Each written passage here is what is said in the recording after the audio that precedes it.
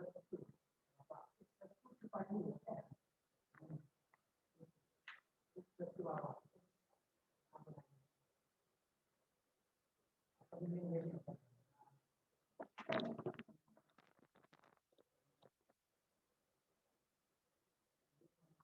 तो ब्रेक्स आज देखेंगे ब्रेक्स को बोलते हैं। ओके, ब्रेक्स मतलब होता है कि फोर्स को अप्लाई करना जिससे कोई बॉडी रुक जाता है या रिटार्ड हो सकता है। क्यों होता है? क्योंकि एनर्जी को एब्जॉर्ब करता है। तो loss of the energy is called the brake. जब भी कोई ऑब्जेक्ट रोटेट करता है इसमें दो तरह का एनर्जी होता है, 1/2 mv² and rotational energy 1/2 I omega square. Total energy 1/t mv² and plus 1/2 I omega square. This become zero, total energy loss. तो ब्रेक क्या करता है कि एनर्जी को लॉस करता है। तो काइनेटिक एनर्जी को लॉस कर सकते हैं। यहाँ पर काइनेटिक एनर्जी का मतलब हो गया कि दो तक एनर्जी को डिस्कस करना होगा। एक 1/2 mv² which called the linear motions and 1/2 I omega square means the rotational kinetic energies. इस टोटल एनर्जी को एब्जॉर्ब करके रिटार्ड करते हैं, स्टॉप करें। दो वर्ड को पकड़ना है, स्टॉप एंड रिटार्ड। स्टॉप मतलब बिल्कुल velocity zero, means total energy become zero. Means कभी भी एनर्जी जीरो नहीं होता है, ट्रांसफर करता है एक फॉर्म दूसरे फॉर्म में, इन द हीट फॉर्म। या कर सकता है, रिटार्ड कर सकता है, या वेलोसिटी को एनर्जी को कम कर सकता है। यहाँ पे जो भी तुम्हारे सिलेबस के अकॉर्डिंग हो सकता है मैकेनिकल एनर्जी ब्रेक होगा। ऐसे हाइड्रोलिक ब्रेक भी होता है जो आजकल जो गाड़ी में यूज होता है, सब हाइड्रोलिक ब्रेक भी होता है। इलेक्ट्रिक ब्रेक भी होता है, सीडी करंट ब्रेक भी होता है, लेकिन हमको पढ़ना है मैकेनिकल ब्रेक पढ़ना है। कौन कौन सा ब्रेक पढ़ना हो देखते सबसे पढ़ना, ब्लॉक या शू ब्रेक भी बोल सकते हैं उसको हम लोग हैं, या बैंड ब्रेक भी बोल सकते हैं हम लोग, या बैंड एंड ब्लॉक भी बोल सकते हैं, इंटरनल एक्सपेंडिंग शू ब्रेक। ये तो चार तरह का मेन इंपॉर्टेंट ब्रेक हम लोग देखते हैं। तो ब्लॉक एंड बैंड और बैंड ब्लॉक, तो ये दोनों कॉम्बिनेशन हो गया बैंड एंड ब्लॉक। ओके, एक होता है इंटरनल एक्सपेंडिंग शू ब्रेक। तो वन बाय वन करके देखेंगे कि क्या चीज हमारा होता है। सबसे पहले कि ब्रेक किस मटेरियल का होना चाहिए, तो कौन कौन सी प्रॉपर्टीज होना चाहिए। तो सबसे पहला इंपॉर्टेंट प्रॉपर्टीज ये होना चाहिए कि इसकी कोफिशिएंट हाई होनी चाहिए। क्योंकि कोई भी चीज को भी मोशंस लॉस होगा, मतलब कि मोशन जीरो हो जाएगा from maximum velocity to zero velocity according to Newton first law and second law. अगर कोई ऑब्जेक्ट में फ्रिक्शन फोर्स होगा, मतलब कोई रिटार्डिंग करेगा, मतलब कि फ्रिक्शन फोर्स की वजह से उसमें मोशन जीरो हो जाएगा।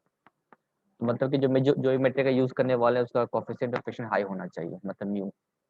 ओके, मतलब कोफिशिएंट ऑफ फ्रिक्शन और फ्रिक्शन, क्योंकि उसका प्रॉपर्टीज होना चाहिए वो बदलना नहीं चाहिए टेम्परेचर के साथ। क्योंकि काइनेटिक एनर्जी को जब जीरो करते हैं तो वो कहीं ना कहीं दूसरे फॉर्म में चला जाता है, क्योंकि energy can not be destroyed and created, only transform one form to another form the energies according to first law of thermodynamics। तो एनर्जी को हम लोग कभी बर्बाद नहीं कर सकते। तो इसी तरह से जब एनर्जी लॉस हो जाता है या स्टॉप हो जाता है वेलोसिटीज, तो फ्रिक्शन रेसिस्टेंस के वजह से होता है। इसका मतलब ये हो गया कि टोटल हमारा जो हो गया दूसरे फॉर्म में ट्रांसफर, मतलब कि हीट एनर्जीज। तो यहाँ पर जो एनर्जी लॉस होता है मेरा है, जो एनर्जी लॉस हुआ वो चल जाता है हीट एनर्जीज में। तो हीट एनर्जी में चल जाने का मतलब है कि वो टोटल एनर्जी मतलब टेम्परेचर हाई कर जाता है। टेम्परेचर हाई मतलब internal energy according to thermodynamics. तो इसके वजह से भी कोफिशिएंट ऑफ फ्रिक्शन में कमी आ जाता है। तो अगर बहुत टेम्परेचर हाई हो गया तो फ्रिक्शन कोफिशिएंट कम हो जाएगा। जब फ्रिक्शन कोफिशिएंट कम हो जाएगा तो ऑटोमेटिकली जो फ्रिक्शन फोर्स हो वो कम हो जाएगा। सेकंड पॉइंट क्या चीज हो गया कि ये इसका लो वियर रेट होना चाहिए, मतलब कि ऐसा मटेरियल होना चाहिए जिसका वियरिंग कम होना चाहिए। थर्ड पॉइंट जो है वो होना चाहिए कि हाई हीट रेसिस्टेंस, मतलब कि हीट को एब्जॉर्ब करने वाला होना चाहिए। ऐसा ना हो कि सर हीट, ऑडियो पूरा स्लो आ रहा है सर, पूरा धीरे धीरे। तो हीट रेसिस्टेंस जो होता है कि हीट टेम्परेचर बढ़ने से हमारा हो सकता है कि हीट रेसिस्टेंस बढ़ जाए, इसलिए को टेम्परेचर हमारा मटेरियल ऐसा होना चाहिए कि जो हीट रेसिस्टेंस को ले सके। चौथा पॉइंट में होना चाहिए कि हीट डिसिपेशन की कैपेसिटी भी होना चाहिए। डिसिपेशन मतलब कि एक हीट एनर्जी ले तो वो कहीं ना कहीं लॉस करा सके। अगर वो कंटिन्यूअस टेम्परेचर हाई हो जाएगा तो वो हो सकता है कि मटेरियल डिफॉर्म हो जाए और कोफिशिएंट फ्रिक्शन कोफिशिएंट को भी लॉस कर सकता है। 5 नंबर तुमको जो हो गया ये एक मैकेनिकल स्ट्रेंथ होना चाहिए, मतलब स्ट्रेंथ ऑफ मटेरियल क्या बात यहाँ पे मान लिया, तो मैकेनिकल प्रॉपर्टीज होना चाहिए। मैकेनिकल प्रॉपर्टी मतलब कि हाई इसका स्ट्रेंथ होना चाहिए, मतलब ऐसा नहीं कि कहीं ये मटेरियल डिफॉर्म हो जाए, तो जब ब्रेक लगाते हैं तो एनर्जी लॉस होता है हमारा है, तो मतलब कहीं ना कहीं फोर्स लगा, बहुत तरह का फोर्स हम डिस्कस करेंगे इसमें कौन कौन सा फोर्स यहाँ पे लगता है, तो हो सकता है उसकी वजह से इसमें हमारा स्ट्रेंथ भी कहीं टूट ना जाए, कहीं ब्रेक टूट ना जाए हमारा, तो वो भी हमारी मैकेनिकल स्ट्रेंथ हमारा होना चाहिए। और 6 नंबर जो है कि ये मॉइस्चर एंड ऑयल के कांटेक्ट में जब भी आए तो वो इसका प्रॉपर्टीज को नुकसान ना करे, it should not be affected by the moisture and the oil. तो जैसे मान लीजिए हम साइकिल चला रहे हैं, तो साइकिल में जो हमारा जो ब्रेक लगा रहता है, तो हो सकता है उसमें मॉइस्चर, पानी, धूप, ठंड सब लगता है उसमें, तो हो सकता है कि उसके चलते मॉइस्चर कंटेंट के वजह से ऐसा ना हो कि उसकी प्रॉपर्टीज में कमी आ जाए। तो ये सब 6 प्रॉपर्टीज होना चाहिए। तो ब्रेक का डिफिनेशन, सिंपल डिफिनेशन हम यही पढ़ेंगे कि what are definitions of the brake. Simply brake का डिफिनेशन क्या होगा? Loss of the energy. Okay, loss of the energy by using the friction resistance. Friction resistance बहुत इंपॉर्टेंट है, तो इक्वेशंस में फ्रिक्शन रेसिस्टेंस का ही यूज होने वाला है। ओके, तो friction resistance is more important.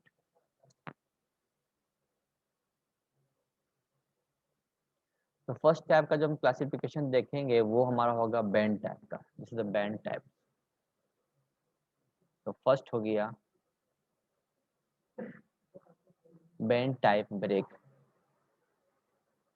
इस तस्वीर को देखोगे, ये दोनों तस्वीर है, दोनों के दोनों बैंड टाइप का यहाँ पे पिक्चर है। इस ये जो लिंक है यहाँ पे, एक लिंक है यहाँ से, इस लिंक को बोलते हैं लीवर। ओके, ये हो गया मेरा लीवर, LEV लीवर। क्योंकि लीवर जब आता है तो मैकेनिकल एडवांटेज का टर्म आ जाता है, ओके, इन मैकेनिक्स क्लासेस। और ये मेरा हो गया बैंड। ओके, जस्ट लाइक कि तुम अगर साइकिल का एग्जांपल लोगे, देखो ये साइकिल का, अगर हमारे पास साइकिल होता है, साइकिल में ये जो चीज रबड़ का लगा रहता है इसको बैंड बोलते हैं हम लोग। ये मेरा हो गया व्हील।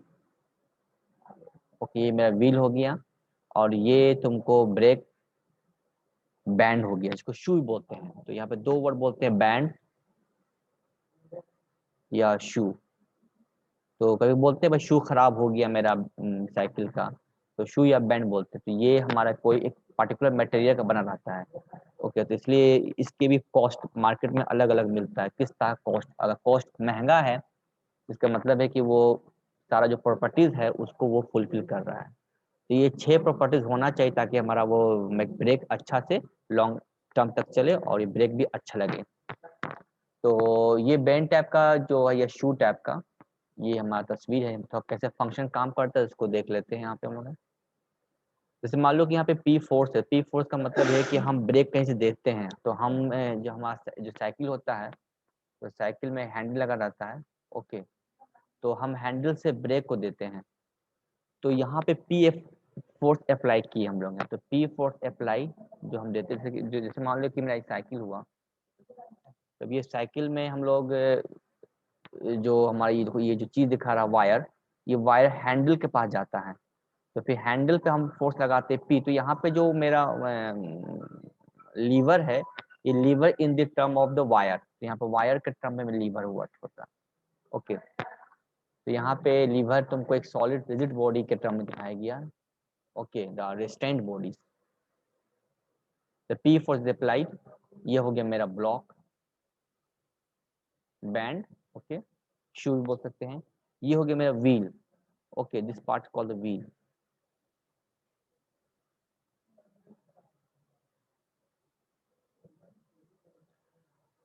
और ये टोटल लेंथ हो गया यहाँ से लेके यहाँ तक, total length of the lever. और ये एक्स एक कोई हम सेक्शन डिस्टेंस लिए हैं from this fulcrum point about O to X. यहाँ पे असल में अगर लीवर को देखोगे तो लीवर क्या है, लीवर एक मैकेनिकल डिवाइस होता है जो कि इसमें मैकेनिकल एडवांटेज बहुत ज़्यादा होता है।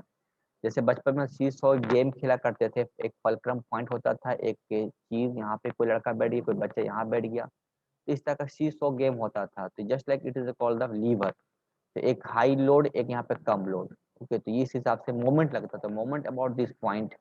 यहाँ पे डिस्टेंस का L1, इसका डिस्टेंस L2 यहाँ से लेके यहाँ तक, तो taking the moment about this fulcrum. Okay, तो हम लोग निकाल सकते हैं मैकेनिकल एडवांटेज हम लोग इसका है। तो मैकेनिकल एडवांटेज यहाँ पे क्या होगा मेरा, तो मैकेनिकल एडवांटेज क्या होगा कि F यहाँ अगर मान लेती है मेरा F फोर्स है, P is the effort. Okay, तो P एफोर्ट एंड इस मैकेनिकल क्लासेस इंजीनियरिंग क्लासेस में हुआ है, तो F बाई P। L1/L2। ये मैकेनिकल एडवांटेज का मेरा फॉर्मूला होता है। तो now it's the lever, this is called the fulcrum. Okay, तो ये फल्क्रम मेरा पॉइंट हो गया है। ये सेकंड क्लास का लीवर कहलाता है। तो लीवर का 3 क्लास होता है, first class, second class, third class. ये देखो सेकंड क्लास का लीवर होता है। जिसमें फल्क्रम पॉइंट है ओ है, जिसके अबाउट यहाँ मोमेंट लगेगा। तो जस्ट यहाँ पे फोर्स यहाँ पे अप्लाई करेंगे, नीचे की तरफ यहाँ पे फोर्स अप्लाई कर रहे हैं, डायरेक्शन डाउनवर्ड डायरेक्शन। तो इसके फल्क्रम के अबाउट मोमेंट लगेगा, तो क्या होगा कि ये भी नीचे की तरफ फोर्स लगाएगा। ओके, तो जैसे नीचे लगाएंगे तो ये भी नीचे लगाएगा, जिसके वजह से ये ब्रेक जो है, ये जो बैंड है, इस व्हील के ऊपर फोर्स लगाएगा, जो क्या होगा, इसको रोटेट करा सकता है, इसको रोक सकता है, स्टॉप कर सकता है। यहाँ पे कुछ कुछ चीज को देखना होगा।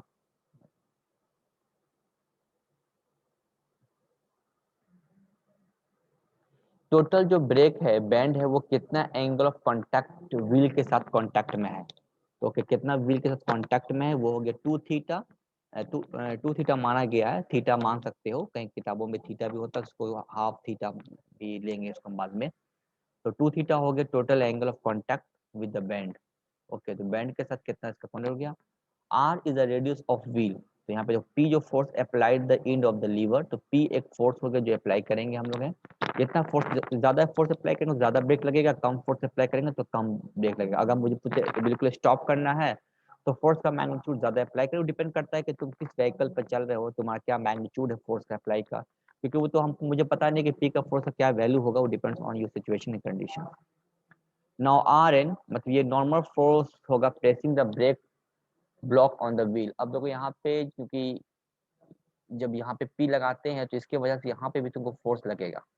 ओके, तो ये फोर्स लगेगा ब्रेक की वजह से व्हील पर, तो ये नीचे की तरफ, लेकिन यहाँ पे दिखा रहा ऊपर की तरफ। तो according to free body diagram, तो अगर इस व्हील के चलते इसके ऊपर फोर्स लगेगा ऊपर, क्योंकि हमको ब्रेक के बारे में पढ़ना है, तो ब्रेक का फोर्स एनालिसिस करना होगा हमें। तो how much the force acting on the brake shoe, ये हो गया force exerted by the wheel on band shoe.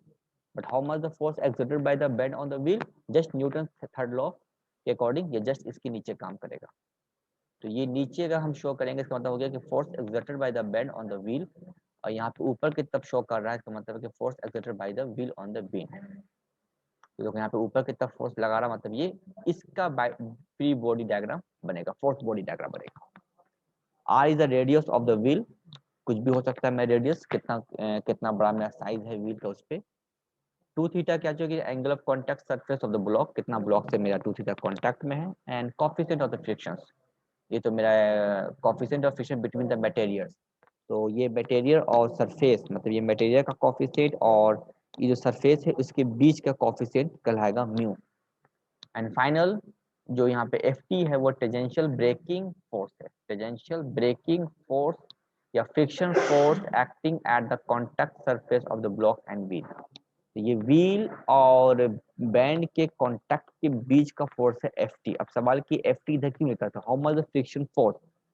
Friction force का फॉर्मूला कैसे निकाला जाता है, ये भी तो मैकेनिक्स क्लास में पढ़ चुके होंगे। तो फ्रिक्शन फोर्स का क्लास, जैसे मान लो कि कोई ब्लॉक है, ये फिक्स है, और यहाँ पे हम फोर्स लगाते हैं F, तो फ्रिक्शन फोर्स लगेगा इधर, this is called the friction force, and its magnitude is depend on the external force applied. So this is a normal force,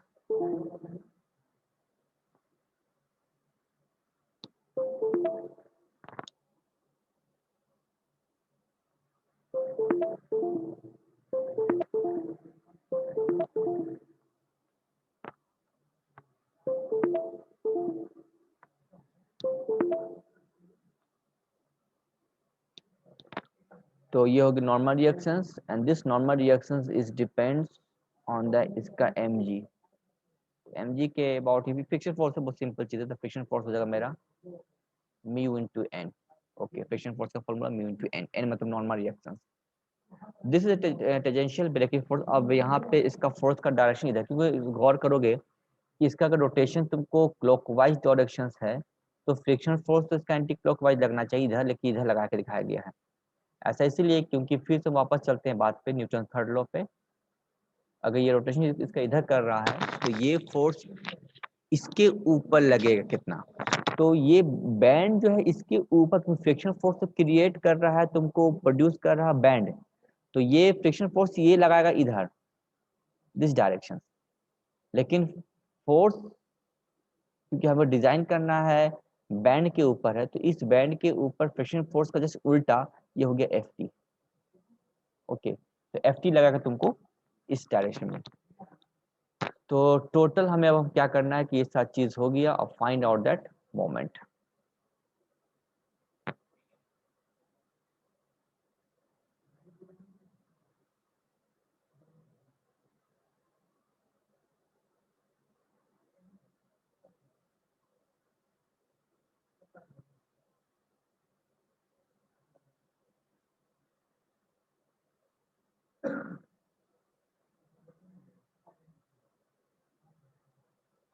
अब taking moment about this point,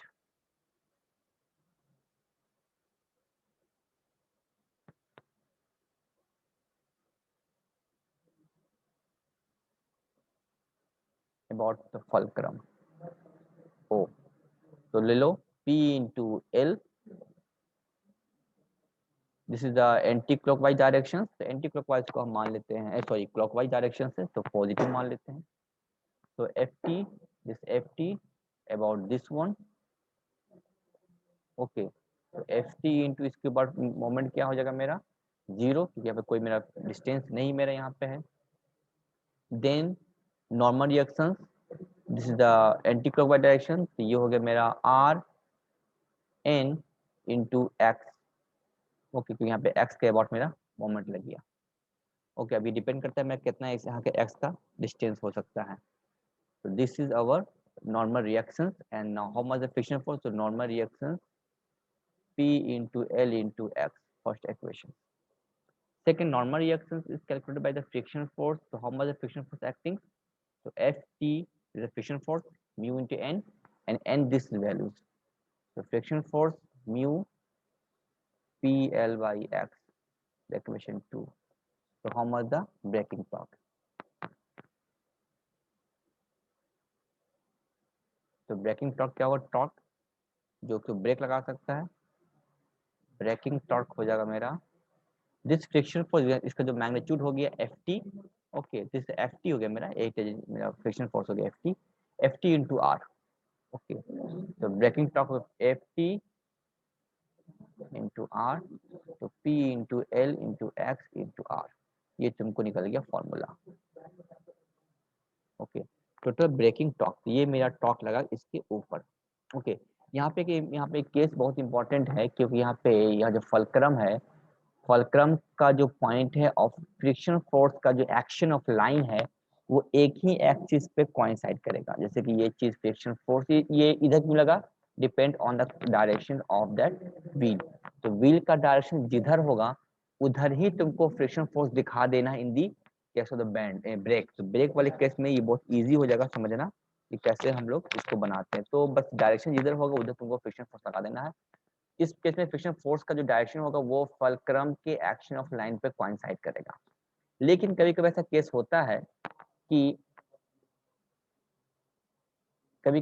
होता है कि ये जो हमारा फ्रिक्शन फोर्स है और ये जो फल्क्रम पॉइंट है कोइंसाइड नहीं कर रहा है, मतलब कुछ इस दोनों के बीच में डिस्टेंस है a। तो इस केस में न्यूमेरिकल क्या हमारा बैठेगा? न्यूमेरिकल क्या बैठ सकता है हमारा? तो सब कुछ सेम चीज है।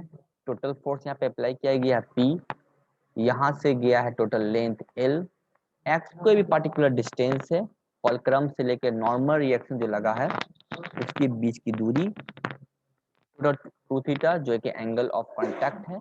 ओके, ए जो है वो एक तरह का डिस्टेंस है फ्रॉम फल्क्रम का, और पॉइंट ऑफ कांटेक्ट जो बैंड और व्हील है इस दोनों के बीच का जो कांटेक्ट है उस दोनों के बीच का डिस्टेंस ए हो गया। Case one is if the, यहाँ पे केस वन, यहाँ पे केस वन तो जो था पहला वाला केस था। केस टू वो क्या चाहिए कि एक if the line of the actions of the tangential braking force passes through the distance a, the below the fulcrum o, तो फल्क्रम के नीचे से अगर Ft में क्रॉस करता है। ओके, ये तो पहला कंडीशन हो गया। दूसरा कंडीशन हो गया कि यहाँ पे क्लॉकवाइज और एंटी क्लॉकवाइज भी फैक्टर बनता है। तो क्लॉकवाइज और एंटी क्लॉकवाइज के अनुसार भी काम करता है, क्योंकि क्लॉकवाइज और एंटी क्लॉकवाइज की वजह से क्या होगा कि जो नॉर्मल जो टेंजेंशियल फोर्स है उसका डायरेक्शन चेंज हो जाएगा। अगर देखो अगर ये क्लॉकवाइज घूमेगा मेरा, तो फ्रिक्शन जो टेंजेंशियल फ्रिक्शन फोर्स है इसका डायरेक्शन होगा सेम इधर ही हो जाएगा। और अगर ये एंटी क्लॉकवाइज घूमेगा तो देखो इधर इधर जो डायरेक्शन होगा उधर ही एफ टी भी हो जाएगा, क्योंकि ये friction force exerted by wheel on band का बात हो रहा है यहाँ पे, इसलिए एफ टी लगेगा उसके डायरेक्शन पे। तो नाउ अब यहाँ पे कुछ करना नहीं है, टेकिंग द मोमेंट, हम लोग इसको मेमोट ऐसे मैथमेटिकल इक्वेशन लिखा हुआ तो टेकिंग द मोमेंट, तो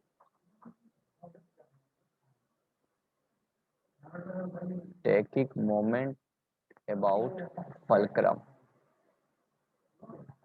ओ तो फल्क्रम ओ के अबाउट ले लो, तो क्या लेंगे सबसे पहला P into L the anti clockwise direction, उसके बाद normal reaction, okay normal reaction भी लिख सकते हैं, तो R N into X, okay anti clockwise direction, as well as यहाँ पे देखो क्या एफ टी जो मेरा है वो तुमको एफ टी भी यहाँ पे आ गया, तो एफ टी इंटू ए, तो ये हो जाएगा F T into anti clockwise direction, ये हो जाएगा एफ टी इंटू ए, ठीक है क्लॉकवाइज एंटी क्लॉकवाइज यहाँ पे समझना है।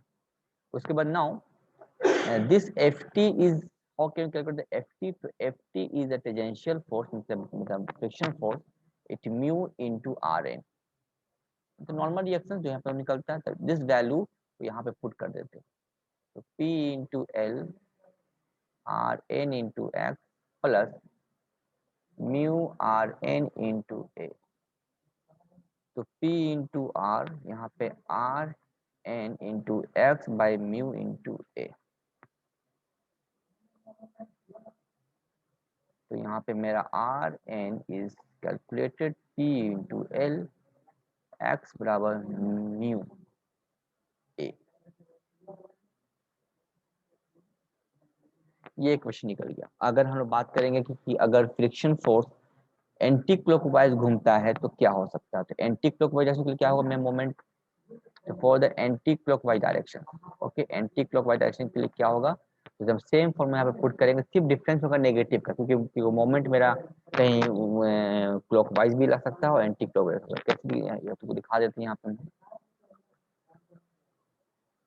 इसलिए यहाँ पे देखो फोर्स लगा है P है, तो P इंटू एल यहाँ पे नीचे की तरफ लग रहा है इसके अबाउट है, तो ये हो गया मेरा क्लॉकवाइज डायरेक्शन, तो P इंटू एल, उसके बाद देखो नॉर्मल रिएक्शन लग रहा है यहाँ पे ऊपर की तरफ, तो इसके अबाउट क्या हो जाएगा एंटी क्लॉकवाइज डायरेक्शन। अब देखो फ्रिक्शन फोर्स इधर लग रहा है तो इसके अबाउट हम लेंगे, this is the clockwise direction, ये दोनों डाटा मेरा ऐड हो जाएगा। तो बस मोमेंट का मतलब होता है डायरेक्शन, क्योंकि मोमेंट हमारा एक वेक्टर क्वांटिटी होता है which has a magnitude as well the direction, तो डायरेक्शन यहाँ पे तुमको कैलकुलेट करना है कि एंटी क्लॉकवाइज या क्लॉकवाइज होगा। Just like shear force bending moment diagram, किसी का बीम का रोटेशन कैसा होता है मेरा क्लॉकवाइज या एंटी क्लॉकवाइज डायरेक्शन, उसके हिसाब से हम bending moment diagram just like किसी ड्रॉ करते थे नेगेटिव पॉजिटिव, यहाँ पे तुमको वही चीज यहाँ पे ड्रॉ करना है। तो यहाँ पे दो फॉर्मूला तुमको सामने आ गया है, एक फॉर्मूला ये, एक फॉर्मूला ये हुआ रिएक्शन। तो how much the braking torque, तो ब्रेकिंग टॉर्क क्या लगेगा मेरा, तो ब्रेकिंग टॉर्क लग जाएगा मेरा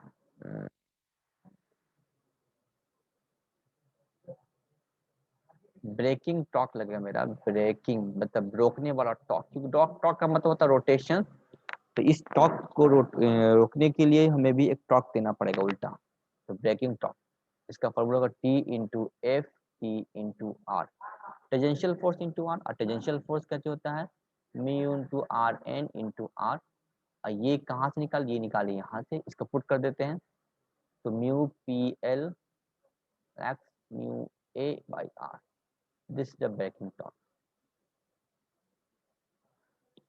okay, so how much the torque is applied by the bend is depends on the coefficient of the frictions and radius। अगर रेडियस बहुत ज्यादा बड़ा व्हील होगा, एग्जांपल के हिसाब से कुछ गाड़ी चला रहे हो जिसका चक्का व्हील बहुत बड़ा है, तो उसमें हमें ज्यादा टॉर्क देना पड़ेगा, ओके ब्रेकिंग टॉर्क ज्यादा देना पड़ेगा, ओके। और अगर फ्रिक्शंस मेरा कोएफिशिएंट ऑफ फ्रिक्शन मेरा बहुत ज्यादा हाई है मटेरियल के बीच का, तो टॉर्क मेरा बहुत ज्यादा इसके ऊपर लगेगा, ओके। तो कहने का मतलब ये है कि अगर रेडियस बहुत बड़ा है तो टॉर्क इसके ऊपर ज़्यादा लगेगा, फ्रिक्शन बहुत ज़्यादा है तो टॉर्क ऊपर ज़्यादा लगेगा। अब आते हैं सेकंड टैप का, द बेंड टैप का हम देखते हैं। तो बेंड टैप का जानने से पहले हम बेल्ट की बात आ रहा है, यहाँ पे बेल्ट यूज़ करते हैं। तो बेंड टाइप में हमें बेल्ट का यूज़ करना पड़ता है, क्योंकि बेल्ट की मदद से ही हम ब्रेक लगाते हैं। तो बेल्ट का जब भी डिस्कशन होगा तो हम देख चुके हैं क्या फॉर्मूला, बेसिक फॉर्मूला कैसे यूज करते हैं। दो फॉर्मूला बहुत इंपॉर्टेंट यूज होता है, एक T1/T2 मल्टी म्यू थीटा, एक होता है T1 minus T2 into R equal to torque.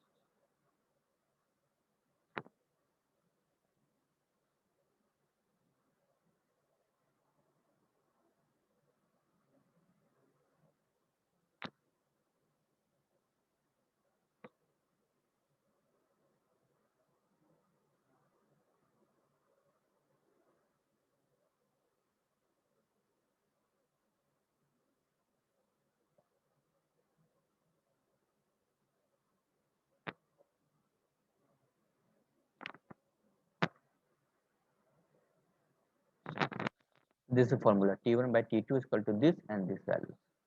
Now find out that यहाँ पे T1 and T2 कैसे कैलकुलेट करोगे, तो सिंपली है, क्योंकि इसका रोटेशन यहाँ पे एक लीवर हो गया, जैसे लीवर टोटल लेंथ, ये है यहाँ से जो कि एक बेल्ट यहाँ से क्रॉस होके जा रहा है, ये बेल्ट क्रॉस होके जा रहा है। यहाँ पे दो तो टेंशन लगेगा, जब बात बेल्ट की हो रही तो टेंशन लग रहा है यहाँ पे है, तो टेंशन लगेगा मैक्सिमम मिनिमम, मतलब tight side and select side. Tight side मतलब कि जहाँ पे टाइट पैदा होता है, टाइट हमारा रॉप टाइट हो जाएगा, लूज मतलब, या सिलेक्ट साइड मतलब जहाँ पे थोड़ा टेंशन कम लगेगा। जब टेंशन डिफरेंस होगा तभी मेरा टॉर्क लगता है, अगर टेंशन सेम रहेगा तो मेरा टॉर्क नहीं होगा, रोटेशन नहीं होगा। ओके, तो यहाँ पे मेरे P है, P फोर्स लगाएंगे हम लोग, P इंटू एल, P मतलब एफर्ट लगा रहे हैं, L मतलब लेंथ हो गई दोनों के बीच की दूरी।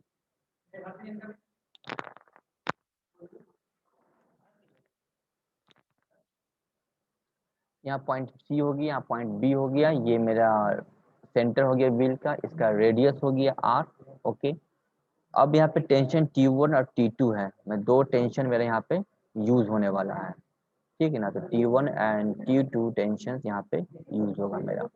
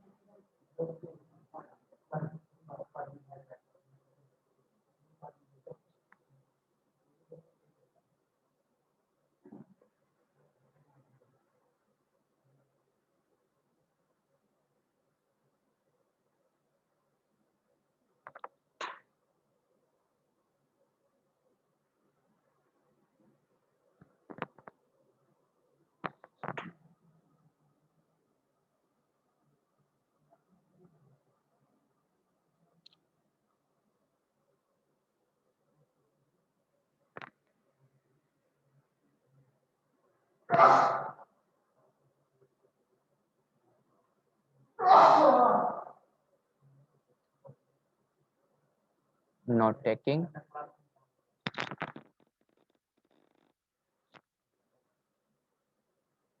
moment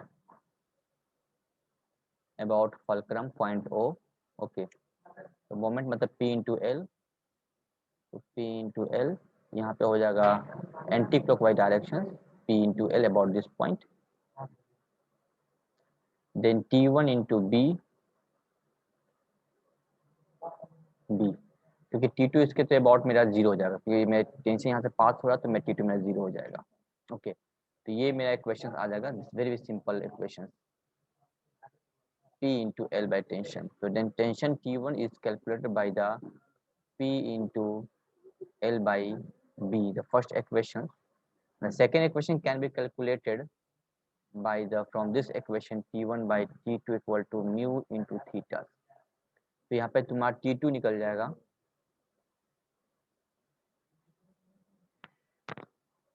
means T1 equal to T2 minus power and T2 is equal to T1 E mu theta and T1 is equal to P into L by B. Means P into L by B means exponential and power theta.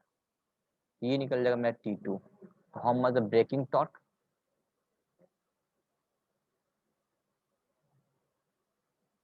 Breaking torque कितना होगा? तो torque equal to tension and select side into radius. So this is our final equation. How much the power?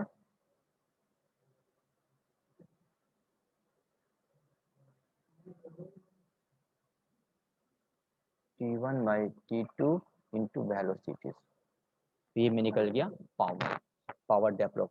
तो इतना power उसमें इसके ऊपर खर्च किया होगा ताकि इतना मेरा टोटल जो काइनेटिक एनर्जी है वो मेरा खर्च हुआ होगा, क्योंकि टोटल जो पावर जो एनर्जी हो गया 1/2 mv स्क्वायर प्लस 1/2 आई ओमेगा स्क्वायर, क्योंकि एक वर्क एनर्जी थ्योरम के अनुसार टोटल जो वर्क डन होता है वो लॉस ऑफ काइनेटिक एनर्जी के बराबर होता है,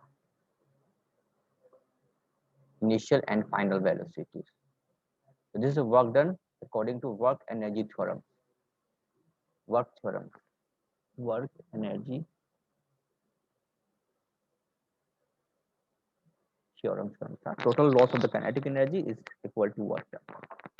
जिससे पावर डेवलप, तो ब्रेक जो है इतना पावर डेवलप करेगा ताकि ये चीज को लॉस कर सके, जो एनर्जी को ये लॉस कर सके इसके इतना पावर डेवलप करेगा. तो ये था मेरा बैंड. ओके, और डिपेंड्स करता है रोटेशंस के काइनेटिक एनर्जीज के कितना डायरेक्शन रोटेशन करेगा, तो वो तुमको समझना पड़ेगा. अगर ये चीज मेरा ऐसा हो और ये बैंड इस तरह से हो, ये टोटल एल हो, अगर डायरेक्शन इसका इस साइड से होता है तो ये बन जाएगा मेरा T1 और ये बन जाएगा मेरा T2. ओके, तो ये हो जाएगा T2, ये बन जाएगा मेरा T1. तो अगेन यहाँ पे मेरा टेंशन फुलक्रम पॉइंट हम इसी पर लेंगे.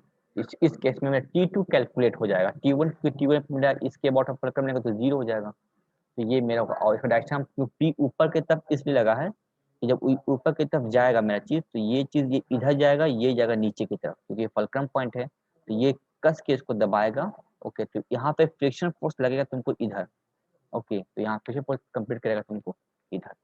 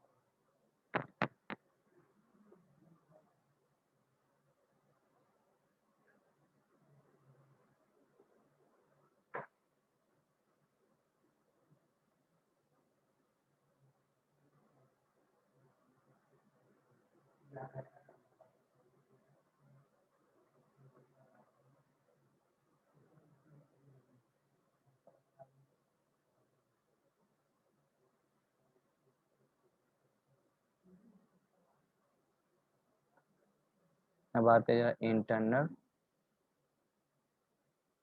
ब्रेक.